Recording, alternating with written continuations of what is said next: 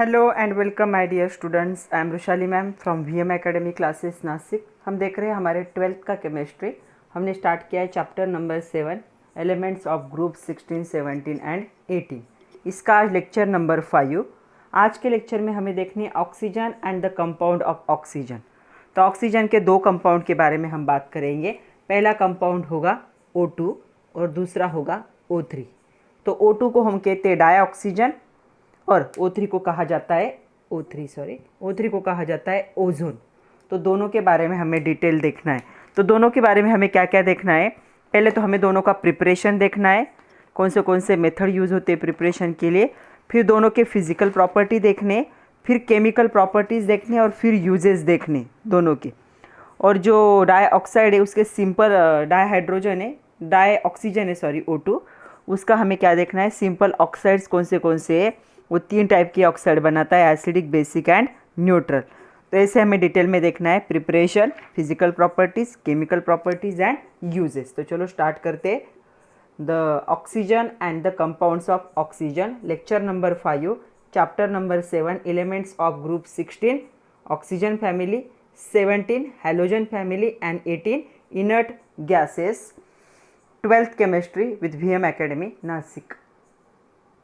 तो चलो हमें एक्चुअल में डाईऑक्सीजन मतलब O2, उसके बाद हमें देखना है सिंपल ऑक्साइड्स और ओजोन, तीनों के बारे में बात करनी है। तो चलो पहला हमें देखना है कि डाईऑक्सीजन। तो डाईऑक्सीजन में हमें क्या क्या देखना है वो शॉर्ट में बताती हूँ, बाकी सब हम डिटेल में देखेंगे। पहले हमें देखना है कि प्रिपरेशन कैसे होता है डाईऑक्सीजन का। 3 मेथड हमें देखने, लैबोरेटरी मेथड्स देखने, इलेक्ट्रोलिसिस में हमने देखा था कि ऑक्सीजन गैस क्या होता है, रिलीज होता है। ओके, उसके बाद इंडस्ट्रियल मेथड को देखना है, फिर हम देखेंगे फिजिकल प्रॉपर्टीज ऑफ डाईऑक्सीजन, फिर केमिकल प्रॉपर्टी में हमें 3 प्रॉपर्टी देखनी है, reaction with metal, reaction with non metal and reaction with some compound. और इसके बाद हमें देखने यूजेस। उसके बाद हम देखेंगे सिंपल ऑक्साइड 3 टाइप होते हैं, एसिडिक, बेसिक एंड उसके बाद होता है एम्फोटेरिक ऑक्साइड और एक न्यूट्रल ऑक्साइड, चारों का देखेंगे। उसके बाद ओजोन का भी हमें सेम देखना है, ओजोन का हमें प्रिपरेशन देखना है, अलग मेथड्स होंगे ओजोन के लिए प्रिपरेशन देखने, फिजिकल प्रॉपर्टीज़ देखने, केमिकल प्रॉपर्टीज़ देखने और यूजेस देखने। तो आज के लेक्चर में हमें इतने टॉपिक को क्या करना है, कवर करना है। तो चलो सबसे पहले हम देखते हैं कि डाईऑक्सीजन का जो प्रिपरेशन है उसके बारे में बात करते हैं। तो पहली मेथड हमें देखनी है लैबोरेटरी मेथड। तो चलो सबसे पहले मेथड देखते हैं हम प्रिपरेशन के। पहली मेथड देखनी है हमें लैबोरेटरी मेथड। तो लैबोरेटरी मेथड में अलग अलग केमिकल से डाईऑक्सीजन को बनाया जाता है, ये सबसे पॉपुलर मेथड है। इस पर हमेशा क्वेश्चन भी आता है, आपके एक्सरसाइज में भी क्वेश्चन है, how is dioxygen prepared in laboratory from KClO3। तो KClO3 को क्या करना है, हीट करना है in presence of MnO2 as a catalyst. तो ये KCl3 क्या होता है, KCl और ऑक्सीजन में क्या होता है, कन्वर्ट होता है। तो KCl मतलब पोटेशियम क्लोराइड फॉर्म होगा यहाँ पे और उसके साथ डाईऑक्सीजन क्या होता है यहाँ पे रिलीज होता है। तो ये सबसे बेस्ट मेथड है for the preparation of the dioxygen. तो ऑक्सीजन बनाने के लिए ये जो पोटेशियम क्लोराइड जो होता है सॉलिड स्टेट में होता है, ये इसे हीट करना है MnO2 के प्रेजेंस में। MnO2 का रोल क्या होगा एज अ कैटलिस्ट। ये हीटिंग की वजह से क्या होता है, ये डिकम्पोज हो जाता है और ये बनाता है पोटेशियम क्लोराइड KCl जो कि सॉलिड कंडीशन में होगा और ऑक्सीजन मतलब डाईऑक्सीजन यहाँ पे रिलीज होगा जो गैसेस स्टेट में होगा। तो इस पे हमेशा क्वेश्चन आता है 2 मार्क के लिए, तो ये रिएक्शन आपको लिखनी पड़ेगी 2 मार्क के लिए। तो ये पहली मेथड है। और भी 2-4 मेथड है जिनमें दो तीन कंपाउंड है, उनमें से क्या है, डाईऑक्सीजन को क्या किया जाता है, प्रिपेयर किया जाता है इन लैबोरेटरी। चलो सेकंड और थर्ड मेथड देखते हैं। सेकंड मेथड है जो डाईऑक्सीजन प्रिपरेशन की, वो होती है लैबोरेटरी मेथड में। ये सेकंड कैसे करते हैं, थर्मल डिकम्पोजिशन होता है Ag2O का। मतलब क्या करना है, हीट देके Ag2O को, सिल्वर ऑक्साइड को क्या करना है, डिकम्पोज करना है, 2 पार्ट में डिवाइड करना है। तो यहाँ पे जो सिल्वर ऑक्साइड होगा, हीट की वजह से, हीट को हम थर्मल कह सकते हैं, तो इसका डिकम्पोजिशन होगा, यहाँ पे सिल्वर सॉलिड मेटल फॉर्म होगा और ऑक्सीजन गैस क्या होगा, रिलीज होगा, इसे क्या कहोगे, डाईऑक्सीजन। उसके बाद थर्ड मेथड है थर्मल डिकम्पोजिशन ऑफ HgO का थर्मल डिकम्पोजिशन किया जाएगा, तब भी क्या होता है, यहाँ पे हमें डाईऑक्सीजन मिलता है। HgO को हम कहेंगे मर्क्यूरिक ऑक्साइड। इसे हीट देंगे तो ये क्या होगा, 2 पार्ट में डिवाइड होगा, एक हमें मिलेगा लिक्विड मर्क्यूरी मेटल और दूसरा ऑक्सीजन गैस क्या होगा, रिलीज होगा, इसे क्या कहा जाता है, डाईऑक्सीजन। तो सेकंड मेथड है thermal decomposition of Ag2O silver oxide, third है thermal decomposition of HgO mercuric oxide, दोनों से भी हमें क्या मिलता है, डाई ऑक्सीजन मिलता है। नेक्स्ट जो मेथड है प्रिपरेशन की फोर्थ वाली, थर्मल डिकम्पोजिशन ऑफ PbO2। तो PbO2 मतलब लीड ऑक्साइड को हीट करोगे तो ये PbO में और ऑक्सीजन में क्या होता है, यहाँ पे डाइऑक्सीजन में कन्वर्ट होता है। उसके बाद आता है डिकम्पोजिशन कह सकते हो या थर्मल डिकम्पोजिशन कह सकते हो हाइड्रोजन पेरोक्साइड H2O2 का। ओके, इसे कैटालिस्ट की ज़रूरत पड़ती है in presence of MnO2 as a catalyst. तो ये क्या होता है, डिवाइड होता है इनटू, ये क्या होगा, फाइनली डिवाइड क्या होना चाहिए, ये कैटालिस्ट होना चाहिए, मेटल या फिर मैग्नीशियम डाइऑक्साइड। तो MnO2 को यूज़ किया जाएगा एज ए कैटालिस्ट और हीट भी दी जाएगी। तो ये जो होगा हाइड्रोजन पेरोक्साइड, ये कन्वर्ट होता है वाटर में जो लिक्विड फॉर्म में होगा और यहाँ पे हमें क्या मिलता है, डाइऑक्सीजन। तो टोटल 5 वे से हम क्या कर सकते हैं, लैबोरेटरी में डाइऑक्सीजन को बना सकते हैं। पहला होगा फ्रॉम KClO3, इसे हीट करोगे तो। दूसरा थर्मल डिकम्पोजिशन ऑफ Ag2O, तीसरा थर्मल डिकम्पोजिशन ऑफ HgO, चौथा thermal decomposition of PbO2 and fifth one the thermal decomposition of the hydrogen peroxide H2O2। तो 5 वे से हम क्या कर सकते हैं, डाइऑक्सीजन को लैबोरेटरी में प्रिपेयर कर सकते बाय द सिंपल मेथड। चलो सेकंड और थर्ड मेथड देखते हैं। सेकंड मेथड है इलेक्ट्रोलिसिस। इलेक्ट्रोलिसिस ऑलरेडी हम देख चुके हैं। इसे कहा जाता है the dioxygen manufacturing from water, water से भी कहा जाता है। तो वाटर का इलेक्ट्रोलिसिस होगा तो हमें क्या मिलता है, यहाँ पे डाइऑक्सीजन मिलता है। तो देखो twice of H2O liquid form में होगा वाटर। इलेक्ट्रोलिसिस प्रोसेस से ये 2 पार्ट में डिवाइड होगा, hydrogen and dioxygen. So dioxygen can be prepared in large scale bye electrolysis of water. Hydrogen कहाँ पे लिबरेट होगा, कैथोड पे, और ऑक्सीजन कहाँ पे लिबरेट होगा, एनोड पे। तो इलेक्ट्रोलिसिस हमें पता है कैथोड एनोड टैंक में सॉल्यूशन की ज़रूरत होती है। जैसे इलेक्ट्रिसिटी पास करोगे केमिकल रिएक्शंस होते हैं, तो केमिकल रिएक्शन के दौरान क्या होगा, ये जो हाइड्रोजन गैस होगा कैथोड पे रिलीज होगा और ऑक्सीजन गैस कहाँ पे रिलीज होगा, एनोड पे रिलीज होगा। तो हम इलेक्ट्रोलिसिस वाटर का अगर करें तो हमें क्या मिलेगा, ऑक्सीजन। उसके बाद है इंडस्ट्रियल मेथड। तो इंडस्ट्रियल मेथड को कहा जाता है the manufacturing of the dioxygen from air. तो एयर से भी हम क्या कर सकते हैं, O2 को मतलब डाइऑक्सीजन को प्रिपेयर कर सकते हैं। कैसे, O2 को क्या करना है, एयर का कुछ तो सैंपल लेना है। हमें पता है एयर का सैंपल मतलब उसमें बहुत सारे क्या होते हैं, मिक्सचर होते हैं गैसेस के। तो उस मिक्सचर में से सबसे पहले कार्बन डाइऑक्साइड और वाटर वेपर को रिमूव किया जाता है बाय द केमिकल टेक्निक। तो क्या किया, सपोज कि कुछ तो एयर का हिस्सा ले लिया, उसमें से कार्बन डाइऑक्साइड और H2O वेपर को सबसे पहले रिमूव किया। इनको रिमूव करने के बाद जो गैस लिक्विफाई हो सकते हैं उस कंटेंट में ये एयर के, उनको लिक्विफाई कर लिया। तो वो लिक्विफाई कंडीशन में चले गए। फिर जो रिमेनिंग कंटेंट होगा उसका क्या किया, फ्रैक्शनल डिस्टिलेशन किया, जिसकी वजह से डाई नाइट्रोजन और डाई ऑक्सीजन क्या हो जाएंगे, सेपरेट होंगे और ऐसे हमें क्या होगा, डाई ऑक्सीजन मिलेगा। मतलब एयर का कंटेंट लो, एयर का कुछ तो सैंपल लो, उसमें से कार्बन डाइऑक्साइड H2O वेपर को रिमूव करो। उसके बाद जितने गैसेस हो सकते हैं, नोबल गैसेस प्रेजेंट होते हैं, उनका लिक्विफिकेशन करो, उनको लिक्विड फॉर्म में कन्वर्ट करो।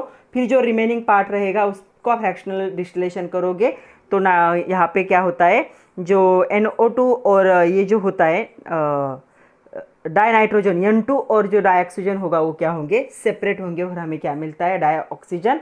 इसे कहा जाता है इंडस्ट्रियल मेथड। तो ये 3 वे थे प्रिपरेशन ऑफ डाइऑक्सीजन। पहले हमने लैबोरेटरी मेथड देखे, फिर इलेक्ट्रोलिसिस से बनता है, और तीसरा एयर से भी हम क्या कर सकते हैं, डाइऑक्सीजन को सेपरेट कर सकते हैं इंडस्ट्रियल मेथड से। तो चलो अभी डाइऑक्सीजन के फिजिकल प्रॉपर्टीज़ के बारे में हमें बात करनी है। कभी कभी क्वेश्चन आता है state the physical properties of dioxygen. तो कम से कम आपको 4 या 6 प्रॉपर्टीज़ क्या है पता होना ज़रूरी है। तो चलो हम 1 बाय 1 देखते हैं कि फिजिकल प्रॉपर्टीज़ क्या है। तो सबको पता है, सब हम क्या करते हैं, ऑक्सीजन को इनहेल करते हैं O2 को। तो हमें पता है क्या होता है, ये कलरलेस गैस है। तो कलरलेस होगा, गैसेस फॉर्म में होता है, ये तो सबको पता है। उसके बाद क्या है, इसकी कोई ओडर नहीं है। हम जब इनहेल करते हैं तो हमें कोई ओडर नहीं आती है। तो ये क्या है, एक ओडरलेस क्या होगा, गैस होगा। ओके, तो कलरलेस है, ओडरलेस है। उसके बाद क्या होगा, it is sparingly soluble in water. Sparingly मतलब बहुत ज़्यादा फास्ट डिजॉल्व नहीं होता, धीरे धीरे पानी में क्या होगा, डिजॉल्व होगा। तो रेड भी यहाँ पे दिया है, about 30.8 centimetre cube of oxygen dissolve in 1000 centimetre cube of water at 293 kelvin temperature. तो ये क्या होता है, अ स्मॉल अमाउंट ऑफ जो ऑक्सीजन होता है, डाइऑक्सीजन डिजॉल्व होता है in the sufficient of the marine water, तो मरीन वाटर में रहने वाले जो एक्वाटिक एनिमल है वो सस्टेन कर सके इतना क्या है ऑक्सीजन मरीन मतलब समंदर के पानी में क्या हो जाता है, सी वाटर में डिजॉल्व होता है, क्योंकि वो डिजॉल्व ऑक्सीजन को ही क्या करते हैं एक्वाटिक एनिमल यूज़ करते देयर फॉर देयर रेस्पिरेशन, तो उतना क्या होता है डिजॉल्व हो जाता है। उसके बाद है ये लिक्विफाई कर सकते हैं हम कितने टेम्परेचर में, 90 केल्विन में।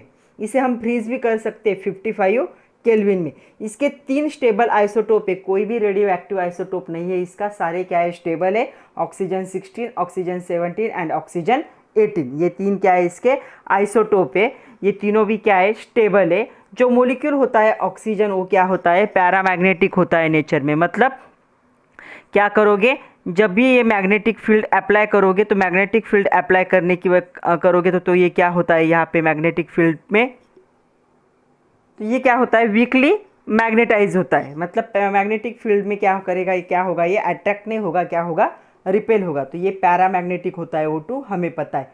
तो इतनी सारी क्या है इसकी फिजिकल प्रॉपर्टीज है। तो इसके पैरामैग्नेटिक नेचर पे भी हमेशा क्वेश्चन आता है, क्वेश्चन कैसे होता है, dioxygen is paramagnetic having the even number of electron, तो डाई ऑक्सीजन जो होता है इसके पास इवन नंबर ऑफ इलेक्ट्रॉन, तो O2 एक ऑक्सीजन का एटॉमिक नंबर होगा 8, दोनों का मिलके कितना होगा, इसके पास कितने इलेक्ट्रॉन होंगे 16 इलेक्ट्रॉन होंगे।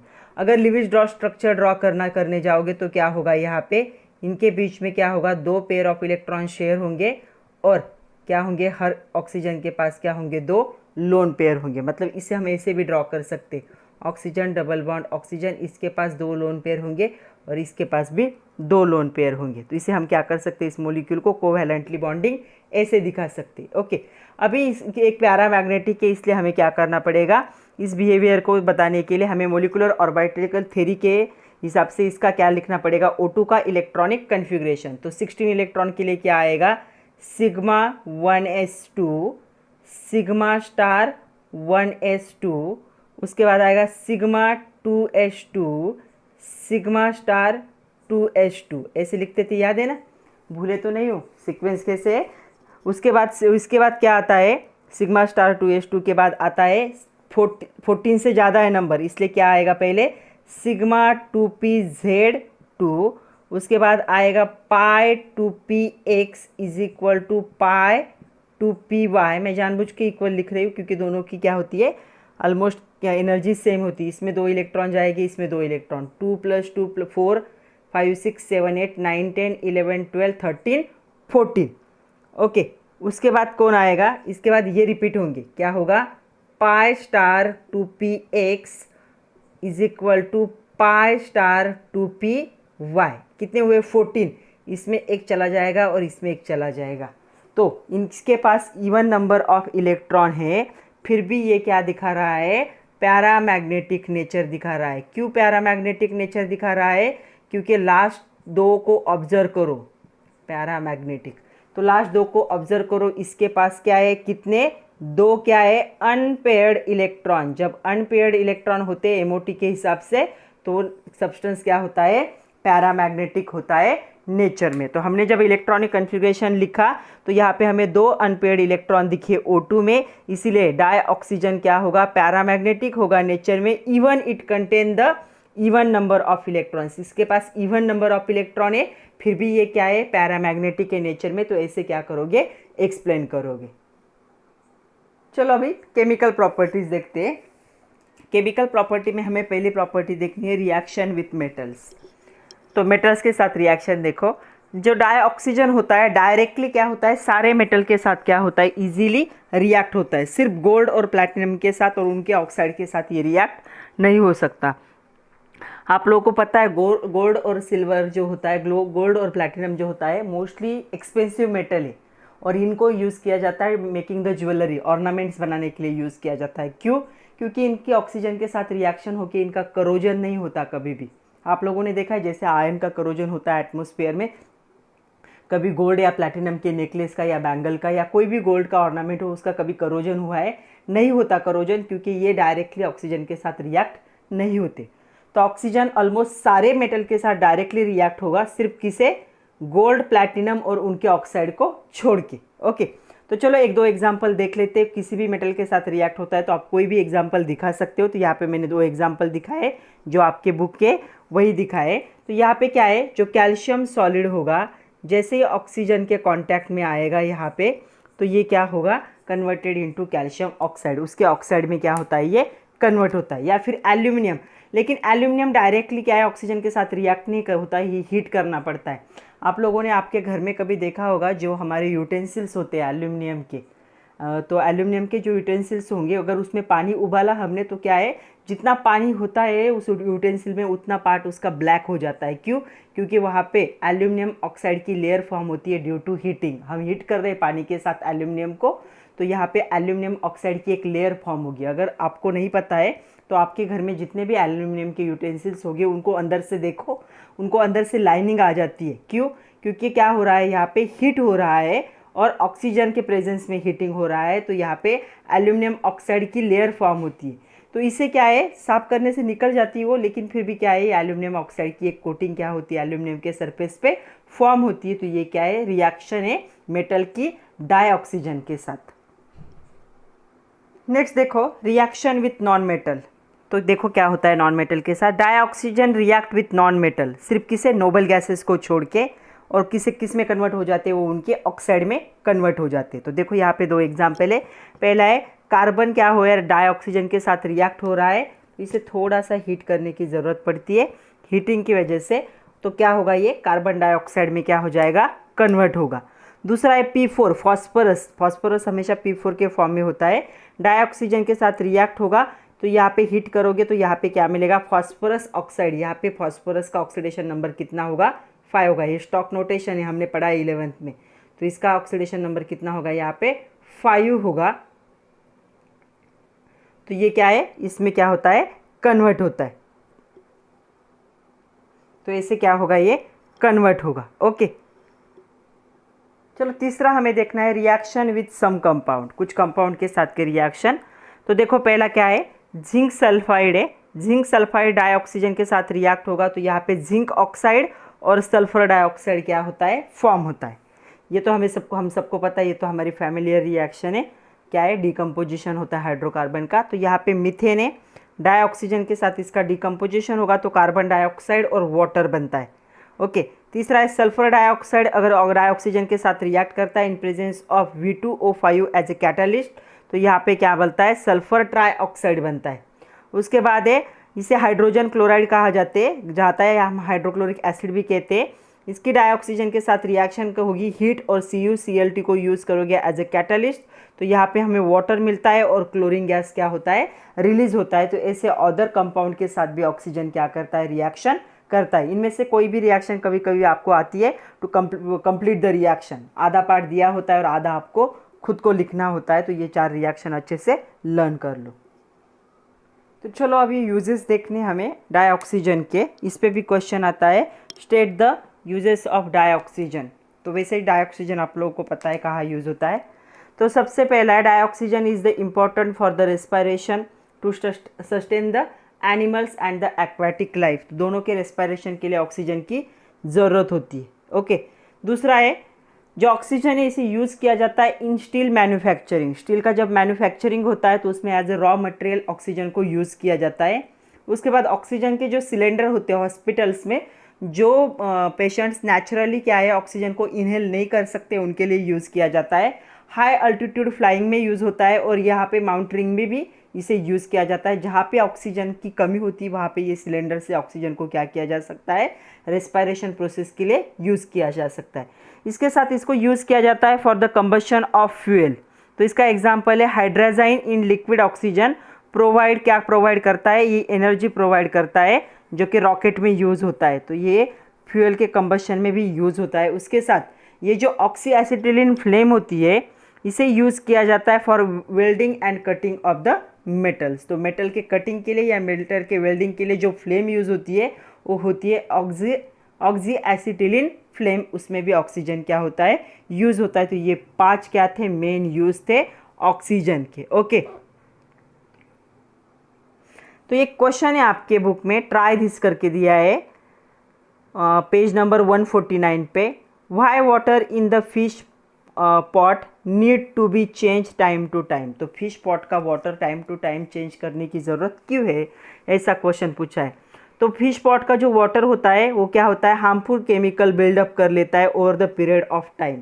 जैसे जैसे टाइम पीरियड बढ़ता जाएगा ये जो पानी एक केमिकल में कन्वर्ट होने लगता है। ओके, तो क्या होता है, तो जो बिल्ड अप कंपाउंड होते हैं इसमें नाइट्रेट फॉर्म होते हैं, फॉस्फेट फॉर्म होते हैं, अल्गी ब्लूम फॉर्म हो जाती है। देखा होगा आप लोगों ने, फिश टैंक अंदर से थोड़ा सा ऐसे थोड़ा सा ऑयली हो जाता है, स्लिपरी हो जाता है। क्यों? क्योंकि उसमें अल्गी फॉर्म हो जाते हैं। ओके, और उसमें से ऑक्सीजन डिजॉल्व होने की जो एबिलिटी वो धीरे धीरे कम होने लगती है, वो पॉइजनस बनने लगता है। ऐसे कंडीशन में जो फिश टैंक में फिश होंगे उनके डेथ होने की चांसेस होती है। इसीलिए फिश टैंक का पानी जो है टाइम टू टाइम क्या करना पड़ता है, टाइम पीरियड के साथ चेंज करना पड़ता है, क्योंकि वो क्या है, हार्मफुल केमिकल फॉर्म कर लेता है। और ये हार्मफुल केमिकल ऑक्सीजन को डिजॉल्व नहीं होने देते उसमें। अगर ऑक्सीजन डिजॉल्व नहीं हुआ तो जो फिश है वो क्या है, अपना रेस्पिरेशन कैसे करेंगे। तो इसीलिए time to time fish water का जो फिश टैंक होता है उसका वाटर चेंज करना ज़रूरी है। तो चलो अभी हमें सिंपल ऑक्साइड्स देखने हैं। तो ऑक्साइड क्या होते हैं बच्चों, इस पे क्वेश्चन भी आता है, what are the different type of oxide, give example. या कभी कभी ऐसा भी होता है, what are oxide, how they are classified. तो क्या है ऑक्साइड, बाइनरी कंपाउंड होंगे, बाइनरी मतलब दो का ही मिक्सचर होगा, binary compound of the oxygen with another element, दूसरे एलिमेंट के साथ ऑक्सीजन का जो बाइनरी कंपाउंड बनता है उसे क्या कहा जाता है, ऑक्साइड। मतलब ऑक्साइड में एक कंपोनेंट ऑक्सीजन होना ज़रूरी है। तो इसके 4 टाइप है। तो देखो यहाँ पे, तो ऑक्साइड्स क्लासिफाइड होते हैं 4 टाइप में। पहला होगा एसिडिक ऑक्साइड। तो एसिडिक ऑक्साइड कब फॉर्म होता है, व्हेन वाटर जो होता है dissolve water to give an acid और react with the base to form the salt. तो क्या होता है यहाँ पे, एसिडिक ऑक्साइड तब फॉर्म होता है। तो यहाँ पे क्या होगा, in generally oxides of non metal are acidic oxide. तो नॉन मेटल के ऑक्साइड जो होते हैं वो क्या होते हैं, एसिडिक ऑक्साइड होते। बेसिक ऑक्साइड किसे कहा जाता है, an oxide dissolve in water to give a base and react with acid. तो पानी में डिजॉल्व होके क्या है, उसने बेस फॉर्म करना चाहिए और एसिड के साथ वो रिएक्ट होना चाहिए, उसे हम क्या कहते हैं, बेसिक ऑक्साइड। तो जनरली जो मेटल होते हैं, मेटल के जो ऑक्साइड होंगे वो क्या होते हैं, बेसिक होते। उसके बाद है एम्फोटेरिक ऑक्साइड। जो ऑक्साइड क्या होंगे, react with base as well as react with acid, और दोनों को साथ रिएक्ट होकर सॉल्ट बनाएंगे, उसे क्या कहा जाता है, एम्फोटेरिक ऑक्साइड। और चौथा होता है न्यूट्रल ऑक्साइड। ऐसे oxide neither react with acid nor react with base, दोनों के साथ भी रिएक्ट नहीं होते, उनको क्या कहेंगे हम, न्यूट्रल ऑक्साइड। तो हमें चारों को डिटेल में देखना है। तो चलो हम 1 बाय 1 देखते हैं। पहले हम देखेंगे एसिडिक ऑक्साइड। तो चलो पहला देखते हैं एसिडिक ऑक्साइड, डिफाइन कैसे करोगे। An oxide which is dissolve in water to give acid. ऐसा ऑक्साइड जो वाटर में डिजॉल्व होना चाहिए और उसने क्या बनाना चाहिए, एसिड बनाना चाहिए। या फिर ऐसा ऑक्साइड जो रिएक्ट होगा बेस के साथ और क्या बनाएगा, सॉल्ट बनाएगा। दोनों कंडीशन को हम क्या कहेंगे, एसिडिक ऑक्साइड। पानी में डिजॉल्व होके एसिड बनाए या फिर बेस के साथ रिएक्ट होके सॉल्ट बनाए, दोनों भी क्या होते हैं, एसिडिक ऑक्साइड। यहाँ पे एग्जांपल दिए एसिडिक ऑक्साइड के। तो SO2, SO3, CO2, N2O5, Cl2O7, ये सारे क्या है, ऑक्साइड से नॉन मेटल के। तो हम इन शॉर्ट में कह सकते हैं the oxides of non metals are acidic oxide. तो नॉन मेटल के जो ऑक्साइड होंगे वो क्या होंगे, एसिडिक होते हैं नेचर में। यहाँ पे 2 एग्जाम्पल दिए, देखो यहाँ पे दिया है सल्फर डाइऑक्साइड, वाटर में डिजॉल्व होगा, यहाँ पे बनाएगा सल्फ्यूरिक एसिड, सल्फरस एसिड बनाएगा। तो ये एसिड बनाता है। तो पहली कंडीशन को ये फुलफिल कर रहा है, वाटर में डिजॉल्व हो रहा है और एसिड बना रहा है, ये एसिड होता है। तो ये क्या होगा, एसिडिक ऑक्साइड होगा। दूसरी कंडीशन देखो, SO3 यहाँ पे सल्फर ट्राइऑक्साइड, ये सोडियम हाइड्रोक्साइड के साथ बेस के साथ क्या हो रहा है, यहाँ पे रिएक्ट हो रहा है, यहाँ पे एक सॉल्ट और वाटर को बना रहा है। तो ये बेस के साथ रिएक्ट होकर सॉल्ट वाटर बना रहा है, मतलब ये दूसरी कंडीशन को फुलफिल कर रहा है कि रिएक्ट हो रहा है बेस के साथ और प्रोडक्ट फॉर्म हो रहा है सॉल्ट। तो इसे हम क्या कहेंगे, एसिडिक ऑक्साइड। या फिर आपको याद रखना है, नॉन मेटल के जो ऑक्साइड्स होते हैं वो क्या होते हैं, एसिडिक होते हैं नेचर में। तो चलो दूसरा हमें देखना है बेसिक ऑक्साइड, उसके एग्जैक्टली अपोजिट होगा। बेसिक ऑक्साइड ऐसे ऑक्साइड होंगे जो पानी में डिजॉल्व होंगे और क्या बनाएंगे, बेस बनाएंगे। तो पानी में डिजॉल्व होकर बेस बनाने वाले या फिर एसिड के साथ रिएक्ट होके सॉल्ट बनाने वाले क्या होते हैं, बेसिक ऑक्साइड, जैसे कि Na2OA, CaOA, BaOA, या फिर oxides of metal are the basic oxide, ये से याद रखना है। तो देखो यहाँ पे पहली कंडीशन है oxide which dissolve in water to give base, तो ये CaO वाटर में डिजॉल्व हो रहा है और यहाँ पे CaOH ट्वाइस फॉर्म कर रहा है, ये क्या है, एक बेस है, तो पहली कंडीशन को ये फुलफिल कर रहा है, तो ये क्या बन जाएगा, बेसिक ऑक्साइड। दूसरी कंडीशन क्या है यहाँ पे, it react with acid to form salt, तो BaO एसिड के साथ रिएक्ट हो रहा है और यहाँ पे BaCl2 एक सॉल्ट फॉर्म हो रहा है, ये दूसरी कंडीशन को फुलफिल करता है, मतलब BaO क्या होगा, बेसिक ऑक्साइड। या फिर याद रखो मेटल की जो ऑक्साइड्स होते हैं वो क्या होते हैं, बेसिक होते हैं नेचर में।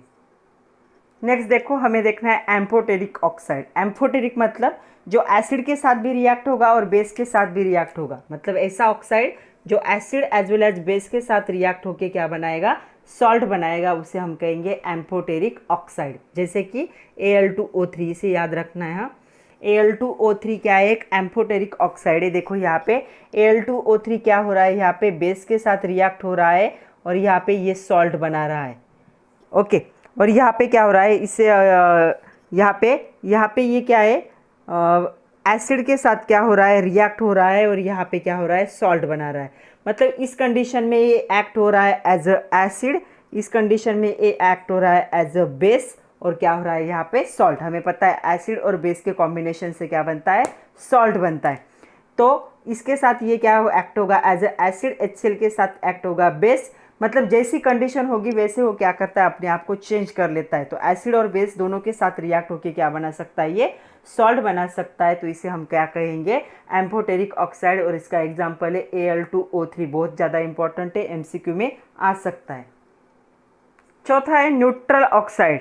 ऐसा ऑक्साइड जो क्या है, एसिडिक भी नहीं होगा और बेसिक भी नहीं होगा, उसे हम क्या कहेंगे, न्यूट्रल ऑक्साइड। और एग्जांपल है carbon monoxide, nitrogen monoxide, NO और N2O, ये तीनों भी क्या है, न्यूट्रल ऑक्साइड। ये ना ही एसिडिक है और ना ही बेसिक है। जो एसिडिक भी नहीं होते और बेसिक भी नहीं होते उनको क्या कहा जाता है, न्यूट्रल ऑक्साइड। तो हमने 4 टाइप देखे, acidic, basic, amphoteric and neutral. चलो अभी हमें ओजोन की बात करनी है। सेकंड जो है कंपाउंड ऑक्सीजन का, ओजोन O3। ओजोन पता है हमें प्रोटेक्टिव कोटिंग होती है। तो ozone O3 is and the allotrope of the oxygen. तो जो ऑक्सीजन अपर एटमॉस्फेयर में प्रेजेंट होता है वो क्या करता है, एब्सॉर्ब करता है एनर्जी को। कौन से, अपर सरफेस में जो प्रेजेंट होगा वो। यूवी लाइट जो आते हैं सन से, उनको क्या करता है, एनर्जी को, इस एनर्जी को वो क्या कर लेते हैं, एब्सॉर्ब कर लेते हैं, अल्ट्रावायोलेट लाइट को, और ये क्या होता है, O2 एटॉमिक ऑक्सीजन में क्या होता है, कन्वर्ट हो जाता है। फिर ये एटॉमिक ऑक्सीजन क्या है, ऑक्सीजन के साथ क्या होता है, रिएक्ट होता है। एटमॉस्फेरिक ऑक्सीजन और ये एटॉमिक ऑक्सीजन दोनों रिएक्ट होंगे और यहाँ पे क्या बनाते हैं, ये ओजोन बनाते, O3 बनाते। ओके, ये जो लेयर होती है O3 की, ये क्या करती है, जो अल्ट्रावायलेट रेज होते हैं सन के, उससे हमें क्या करती है, प्रोटेक्ट करती है। अर्थ की लाइफ को, अर्थ के सरफेस को प्रोटेक्ट करती है from the harmful ultraviolet radiations. इसीलिए इस लेयर को क्या कहा जाता है, ओजोन अम्ब्रेला। कभी कभी क्वेश्चन आता है what is meant by ozone umbrella. तो ओजोन का एक लेयर होगा, प्रोटेक्टिव लेयर है, अर्थ सरफेस को क्या करता है, ये अल्ट्रावायलेट जो रेज होते हैं, यूवी रेज, उनसे प्रोटेक्ट करता है, क्योंकि इनको ये एब्सॉर्ब कर रहा है, इससे ये प्रोटेक्ट करता है। इसलिए ओजोन को क्या कहा जाता है, ओजोन अम्ब्रेला भी कहा जाता है। तो चलो अभी प्रिपरेशन देखते हैं ओजोन का। तो लैबोरेटरी प्रिपरेशन ओजोन का, एक ही प्रिपरेशन की एक ही प्रोसेस है। तो ozone prepared in laboratory by passing the silent electric discharge through the pure and dry oxygen in the apparatus called as ozoniser. तो ओजोनाइजर का जो apparatus होता है उसमें क्या किया जाता है, जो प्योर ओजोन ऑक्सीजन गैस होता है उस पर क्या है, इलेक्ट्रिक डिस्चार्ज पास किया जाता है। तो ये क्या होगा, ऑक्सीजन क्या होगा, यहाँ पे कन्वर्ट हो जाता है ओजोन में, कितना, ओनली 10%। ओके, और तो इसको कहा जाता है ओजोनाइज्ड ऑक्सीजन। ओजोनाइज्ड ऑक्सीजन क्यों कहा जाता है, क्योंकि ये ऑक्सीजन से बना हुआ ओजोन है, तो इसे ओजोनाइज्ड ऑक्सीजन कहा जाता है। और ये जो प्रोसेस होती है एंडोथर्मिक प्रोसेस होती है। देखो यहाँ पे हीट क्या हो रही है, एंडोथर्मिक प्रोसेस है, +142 किलोजूल पर मोल क्या हो रही है, हीट रिलीज हो रही है। तो इसे ये प्रोसेस क्या होगी, एंडोथर्मिक होगी और रिवर्सिबल होगी, और यहाँ पे 3 चाहिए, 3O2 गैस क्या होगा, 2O2। यहाँ पे भी ये गैसेस फॉर्म में ही होता है ओजोन, और यहाँ पे एक एंडोथर्मिक रिएक्शन से क्या बनेगा, ये बनेगा। इस एपरेटस को कहा जाता है ओजोनाइज़र। तो ओजोनाइज़र में 10% क्या होता है, O2 O3 में कन्वर्ट होता है। तो चलो अभी ओजोन की फिजिकल प्रॉपर्टीज़ देख लेते हैं। ये होता है गैसेस स्टेट में जब होगा तो पेल ब्लू कलर का होता है। लिक्विड फॉर्म में अगर लिक्विफाई कर दोगे तो डार्क ब्लू कलर का। जब सॉलिड बन जाता है तो वॉयलेट ब्लैक कलर का होता है। तो अलग अलग फॉर्म में होगा। गैस होगा पेल ब्लू, लिक्विड होगा डार्क ब्लू और सॉलिड होगा वॉयलेट ब्लैक। इससे एक कैरेक्टरिस्टिक स्मेल होता है, मतलब एक स्पेसिफिक स्मेल होगा। जैसे गुलाब का हमें पता है जो रोज़ होता है उसका एक स्पेसिफिक स्मेल है, वैसा इसका भी एक क्या होगा, स्पेसिफिक स्मेल होगा। उसे कहा जाता है कैरेक्टराइज्ड स्मेल या कैरेक्टरिस्टिक स्मेल कहा जाता है। इसे अगर हम इनहेल करते, अगर सूंघते हम और the concentration of 100 ppm, 100 ppm से ज़्यादा अगर इसे इनहेल किया जाएगा तो इसकी वजह से इसके कॉजेस क्या होते हैं, नोसिया। नोसिया मतलब चक्कर आने जैसा लगना या फिर उल्टी जैसे लगना या फिर हेडेक होता है, तो सर दर्द हो सकता है इसकी वजह से। और ये क्या होता है, डायामैग्नेटिक होता है नेचर में। O2 क्या था, पैरामैग्नेटिक था। ये O3 क्या है, डायामैग्नेटिक है नेचर में, क्योंकि इसमें एक भी अनपेयर्ड इलेक्ट्रॉन नहीं है। तो ये जो ओजोन होता है इसका अगर हाई कॉन्सेंट्रेशन हो जाए तो ये क्या होता है, एक डेंजरस एक्सप्लोजिव बन जाता है। तो ये डेंजरस एक्सप्लोजिव क्यों बनता है, क्योंकि ये जो O3 होता है ये क्या है, थर्मोडाइनमिकली क्या है, ये अनस्टेबल है। तो ये अनस्टेबल कंपाउंड है, ओके। क्योंकि ये क्या होता है, ऑक्सीजन से क्या होता है, ऑक्सीजन से भी ज़्यादा अनस्टेबल है। क्यों, क्योंकि ये डिकम्पोज होता है इनटू O2। तो ये O3 जो है ये कंटिन्यूस डिकम्पोज होता है O2 + O में, क्योंकि इनसे ये बना है, ओके। ये डिकम्पोजिशन, ये इस साइड की रिएक्शन क्या थी, एंडोथर्मिक थी। इस साइड की रिएक्शन क्या होगी, एक्सोथर्मिक रिएक्शन होगी। मतलब ये जो अनस्टेबल जब होता है कंपाउंड तो अपने ओरिजिनल स्टेट में जाना चाहता है, तो ये इस फॉर्म में कन्वर्ट होने की कोशिश करता है। और ऐसी रिएक्शन क्या होती है, एक्सोथर्मिक है। मतलब large amount of heat is क्या होती है, यहाँ पे लिबरेट होती है। निगेटिव हीट क्या होती है, लिबरेट होती है। इसकी वजह से एंथैल्पी क्या होगा, इंक्रीज होगा। गिव्स फ्री एनर्जी क्या होगी, इंक्रीज होगी। और इसकी वजह से ये क्या बन जाता है, एक एक्सप्लोजिव बनता है। तो इसका अगर हायर कॉन्सेंट्रेशन हो जाए तो ये एक एक्सप्लोजिव बनेगा, क्योंकि इसकी उल्टी जो रिएक्शन है वो क्या है, एक्सोथर्मिक रिएक्शन है। इसलिए इसको क्या कहा जाता है, थर्मोडायनेमिकली अनस्टेबल कंपाउंड। तो चलो अभी हमें ओजोन के केमिकल प्रॉपर्टीज़ देखने हैं। कौन से देखने हैं, पहली देखनी है हमें ऑक्सीडाइजिंग प्रॉपर्टी, उसके बाद देखना है ब्लीचिंग प्रॉपर्टी, उसके बाद रिड्यूसिंग प्रॉपर्टी, उसके बाद ओजोन डिप्लेशन देखना है हमें, आप लोगों को तो वो पता ही होगा। और उसके बाद हमें देखना है structure of ozone and uses of ozone. तो चलो स्टार्ट करते हैं। तो सबसे पहले हम देखेंगे ऑक्सीडाइजिंग प्रॉपर्टी। इस पे क्वेश्चन आता है, ozone is powerful oxidising agent, ऐसा क्यों कहा जाता है। तो हमें पता है O3 क्या होता है, डाई ऑक्सीजन O2 में, और यहाँ पे नेसेंट ऑक्सीजन कहा जाता है। जो एटॉमिक फॉर्म में होता है ऑक्सीजन उसे नेसेंट ऑक्सीजन कहा जाता है। तो इसमें क्या होता है, कन्वर्ट होता है। तो ozone is powerful oxidising agent because it easily decompose to liberate the nascent oxygen. ये जो होता है इसे कहा जाता है नेसेंट ऑक्सीजन। तो नेसेंट ऑक्सीजन मतलब एटॉमिक ऑक्सीजन को ये क्या है, बनाता है। इसीलिए ये एक प्रोसेस क्या है, डिकम्पोजिशन है। ये डिकम्पोज हो रहा है दो पार्ट में, तो यहाँ पे नेसेंट ऑक्सीजन बनाएगा, इसलिए ये क्या है, it is the good oxidising agent. Good भी कह सकते हो या पावरफुल भी कह सकते हो। तो ये बनता है गुड ऑक्सीडाइजिंग एजेंट। तो आपको याद रखना है ये क्या है, O3 इज द गुड और the powerful oxidising agent because it decompose to form the nascent oxygen.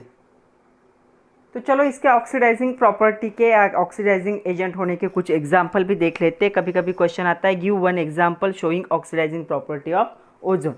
तो देखो यहाँ पे क्या है, पोटेशियम आयोडाइड है, यहाँ पे एक्वेस फॉर्म में वाटर है, और ओजोन एक्ट होगा एज अ ऑक्सीडाइजिंग एजेंट। ये इसको फॉर्म कर देता है पोटेशियम हाइड्रोक्साइड में। ये भी एक्वेस से I2 आयोडीन फॉर्म होता है यहाँ पे। ये I2 क्या होगा, यहाँ पे सॉलिड है, और O2 क्या होता है, यहाँ पे गैस फॉर्म में रिलीज होता है। आपके एक्सरसाइज में क्वेश्चन है, what happen when lead sulphide react with ozone. तो लीड सल्फाइड जब ओजोन के साथ रिएक्ट होगा तो यहाँ पे क्या प्रोडक्ट फॉर्म होगा, यहाँ पे लीड सल्फेट प्रोडक्ट फॉर्म होगा और उसके साथ क्या है, डाइऑक्सीजन क्या होगा यहाँ पे रिलीज होगा। उसी में दूसरा क्वेश्चन है nitric oxide react with ozone. तो नाइट्रिक ऑक्साइड जब ओजोन के साथ रिएक्ट होता है तो यहाँ पे क्या बनाता है, ये नाइट्रोजन डाइऑक्साइड बनाता है और डाइऑक्सीजन क्या होता है यहाँ पे रिलीज होता है। तो उन दोनों क्वेश्चन का आंसर ये होगा। पहला है लीड सल्फाइड क्या होगा यहाँ पे, लीड सल्फेट में सल्फाइड सल्फेट में कन्वर्ट होगा और नाइट्रिक ऑक्साइड ओजोन के साथ रिएक्ट हो गया, नाइट्रोजन डाइऑक्साइड में क्या होगा, कन्वर्ट होगा। उसके साथ आपके टेक्स्ट बुक में ट्राई दिस में भी एक क्वेश्चन दिया है, why does ozone act as powerful oxidising agent. क्यों होता है, क्योंकि वो नेसेंट ऑक्सीजन को बनाता है, इसलिए क्या है, एक पावरफुल ऑक्सीडाइजिंग एजेंट है। सेकंड प्रॉपर्टी देखनी है केमिकल हमें, ब्लीचिंग प्रॉपर्टी। तो देखो यहाँ पे ब्लीचिंग प्रॉपर्टी में क्या होगा, हमने अभी देखा कि ओजोन क्या है, ऑक्सीडाइजिंग एजेंट है, क्योंकि ओजोन यहाँ पे डाइऑक्सीजन और नेसेंट ऑक्सीजन में क्या होता है, कन्वर्ट होता है। तो ozone act as a good bleaching agent due to oxidising nature, उसका ऑक्सीडाइजिंग नेचर है इसलिए ये ब्लीचिंग प्रॉपर्टी भी दिखाता है। तो ये जो नेसेंट ऑक्सीजन होता है, कोई भी कलर्ड मैटर के साथ अगर आप उसकी रिएक्शन करोगे तो ये जो कलर्ड मैटर होता है ये कलरलेस मैटर में कन्वर्ट होता है, इसे हम क्या कहते हैं, ब्लीचिंग। जब कोई भी कलरलेस सब्सटेंस में कन्वर्ट होता है तो उसे क्या कहा जाता है, ब्लीचिंग कहा जाता है, उसे ब्लीच कहा जाता है। तो यहाँ पे ये जो नेसेंट ऑक्सीजन है ये क्या करता है, कलर्ड मैटर को कलरलेस करने में, कन्वर्ट करने में हेल्प करता है, इसलिए इसको क्या कहा जाता है, O3 को, ओजोन को ब्लीचिंग एजेंट। ये ब्लीचिंग एजेंट क्यों है, क्योंकि ये गुड ऑक्सीडाइजिंग एजेंट है, इसलिए ब्लीचिंग एजेंट का भी काम कर सकता है। तो आपके बुक में ट्राई दिस में क्वेश्चन है 151 पेज नंबर पे, ozone is used as a bleaching agent, explain. तो ozone is used as bleaching agent, good bleaching agent because of its oxidising property, और यहाँ पे आपको ये इसे लिखना पड़ेगा। और एक क्वेश्चन है, why ozone known as a dry bleach. तो इसे ड्राई ब्लीच भी कहा जाता है, ओजोन को क्या कहा जाता है, ड्राई ब्लीच। क्यों, bleaches in absence of moisture, ozone क्या है, मॉइस्चर के एब्सेंस में क्या करता है, ब्लीच करता है, इसलिए इसको क्या कहा जाता है, ड्राई ब्लीच कहा जाता है। तो ये ब्लीचिंग की प्रोसेस है, मॉइस्चर के एब्सेंस में करता है, इसलिए इसको क्या कहोगे, ड्राई ब्लीच कहोगे। थर्ड प्रॉपर्टी है रिड्यूसिंग प्रॉपर्टी। तो चलो देखते हैं reducing property. Ozone reduce the peroxide to oxide, peroxide को क्या करता है, ये ऑक्साइड में क्या करता है, कन्वर्ट करता है। तो देखो कैसे, तो इस पे भी आपके एक्सरसाइज में क्वेश्चन है, give one example showing reducing property of ozone. तो इसका ये एग्जांपल है, तो ये हाइड्रोजन पेरोक्साइड है, ओजोन यहाँ पे क्या काम एक्ट होगा, यहाँ पे ये एक्ट होगा एज अ रिड्यूसिंग एजेंट। तो इसका काम क्या है, रिड्यूसिंग एजेंट का काम है, मतलब खुद का ऑक्सीडेशन होगा उसका, लेकिन दूसरों का क्या करेगा, वो रिडक्शन। तो रिड्यूसिंग एजेंट है, हाइड्रोजन पेरोक्साइड को ये रिड्यूस करता है इंटू H2O, और यहाँ पे डाइऑक्सीजन क्या होगा, फॉर्म होगा। तो ये क्या करता है, रिड्यूसिंग एजेंट की प्रॉपर्टी दिखाता है। और एक एग्जांपल देखना है हमें, तो सेकंड एग्जांपल देखो, BaO2 बेरियम पेरोक्साइड कहा जाता है, O3 एक्ट होगा एज ए रिड्यूसिंग एजेंट, ये इसे क्या कर देगा, ऑक्साइड में कन्वर्ट कर देगा, बेरियम ऑक्साइड, और यहाँ पे डाइऑक्सीजन क्या होगा, यहाँ पे सेपरेट होगा। तो क्वेश्चन आता है, what happen when the barium peroxide react with ozone, ozone के साथ अगर बेरियम पेरोक्साइड रिएक्ट होगा तो हमें क्या मिलता है, बेरियम ऑक्साइड प्लस O2 मिलता है, डाइऑक्सीजन कहा जाता है इसे।